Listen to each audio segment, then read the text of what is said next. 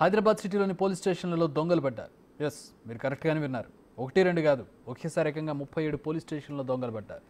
CP office, special బ్రాంచ్ను కూడా వాళ్ళు వదలలేదు. షాక్ అవ్వకండి, ఇది నిజం. ఇదిగో బిగ్ టీవీ స్టూడియోలో కనిపిస్తున్న ఈ డీటెయిల్స్ను మీరు చూడండి.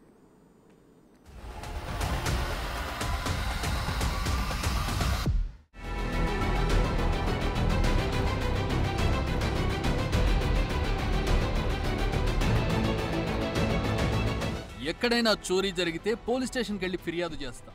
మరి పోలీస్ స్టేషన్లోనే చోరీ జరిగితే ఏం చేయాలి, ఎవరికి ఫిర్యాదు చేయాలి?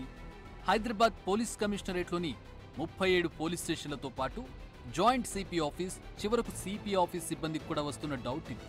ఎందుకంటే ప్రభుత్వం పోలీస్ డిపార్ట్మెంట్కు ప్రతిష్టాత్మకంగా తీసుకుని కొని ఇచ్చిన 135 బ్యాటరీ సైకిళ్లు సడన్గా అన్ని చోట్ల మాయమైపోయాయి. ఇవి ఆర్డినరీ సైకిల్స్ ఏమీ కాదు. ఒక్కో దాని ఖరీదు 39,100 రూపాయలు. పోలీసుల అవసరాలకు తగ్గట్లుగా ప్రత్యేకంగా హైదరాబాద్కు చెందిన గాయం మోటార్స్తో తయారు చేయించారు.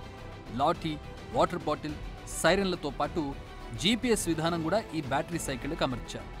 ఉదయం నుంచి సాయంత్రం దాకా నాన్ స్టాప్గా తిరిగే వీలుంటుంది. బైక్లు, జీపుల్లో వెళ్లలేని ప్రాంతాల్లో, రద్దీగా ఉండే ప్రాంతాల్లో పోలీసింగ్ కోసం మొత్తం 135 బ్యాటరీ ఆపరేటెడ్ సైకిల్స్ను సెప్టెంబర్ 14, 2018న ఆర్డర్ ఇచ్చారు. 3 విడతల్లో ఈ వెహికల్స్ అన్నింటినీ హైదరాబాద్ కమిషనరేట్కి అందించింది గాయం మోటార్స్. ప్రతి సైకిల్కు హెల్మెట్ కూడా ఇచ్చింది.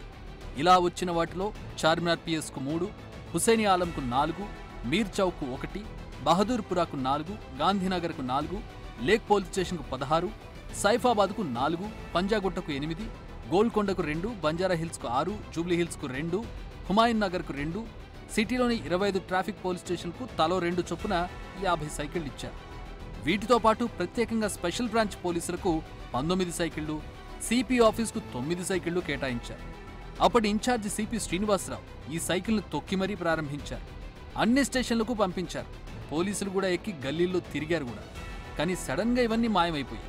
ఈ పోలీస్ స్టేషన్లన్నింటికీ వెళ్లి బిగ్ టీవీ ప్రతినిధులు వీటిని పరిశీలించారు. కానీ ఒక్క చోట ఒక్క సైకిల్ కూడా కనిపించలేదు.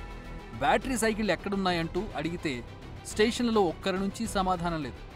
ఒకవేళ పోలీసు వాహనాలను మెయింటైన్ చేసే మోటార్ ట్రాన్స్పోర్ట్ విభాగానికి వెళ్లాయేమోనని అక్కడికి కూడా బిగ్ టీవీ ప్రతినిధులు వెళ్లారు. కానీ అక్కడ ఒక్క బ్యాటరీ సైకిల్ కనబడలేదు. అసలు ఆ సైకిళ్లు ఏమయ్యాయంటూ అడిగితే సమాధానం చెప్పడం లేదు అక్కడి అధికారులు.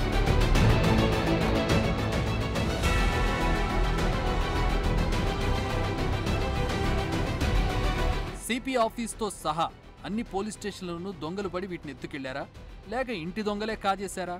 బ్యాటరీ సైకిళ్లు ఏమయ్యాయంటూ ఏ స్టేషన్కు వెళ్ళి అడిగినా నో ఇన్ఫర్మేషన్.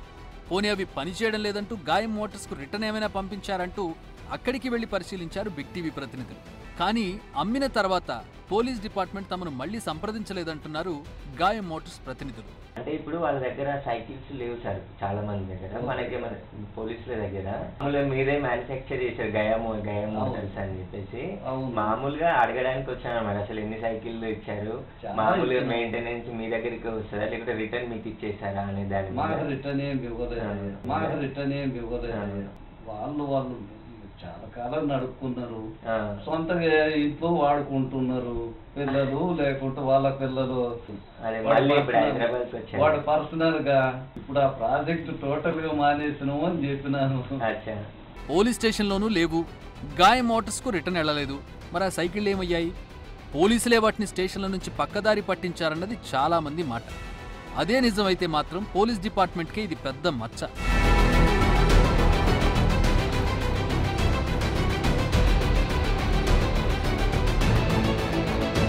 ఒకటి రెండు కాదు, మొత్తం 135 బ్యాటరీ సైకిళ్లు మాయమయ్యాయి. అన్ని బ్యాటరీ సైకిళ్లు మాయమైతే ఒక్కరికి కూడా ఏమయ్యాయో తెలీదా, లేక తెలిసి తెలీదన్నట్లుగా ఉన్నారా? చెబితే ఇంటి దొంగల గుట్టు బయటపడుతుందని భయపడుతున్నారా? ఈ ప్రశ్నలకే ఇప్పుడు సమాధానం కావాలి. పోలీసుల్లోనే కొంతమంది వీటిని సైడ్ చేశారన్న ఆరోపణలు వినిపిస్తున్నాయి. గల్లీ పోలీసింగ్ కోసం తెచ్చిన ఈ బ్యాటరీ సైకిళ్లు మాయంపై హైదరాబాద్ సిపితో పాటు డీజీపీ కూడా దృష్టి పెట్టాల్సిన అవసరం ఉంది. అంతేకాదు, కేవలం సైకిళ్లు మాత్రమేనా, లేక మిగిలిన వాహనాల పరిస్థితి కూడా ఇంతేనా అన్న డౌట్స్ కూడా ఉన్నాయి. వాటిపైన దర్యాప్తు చేయాలి.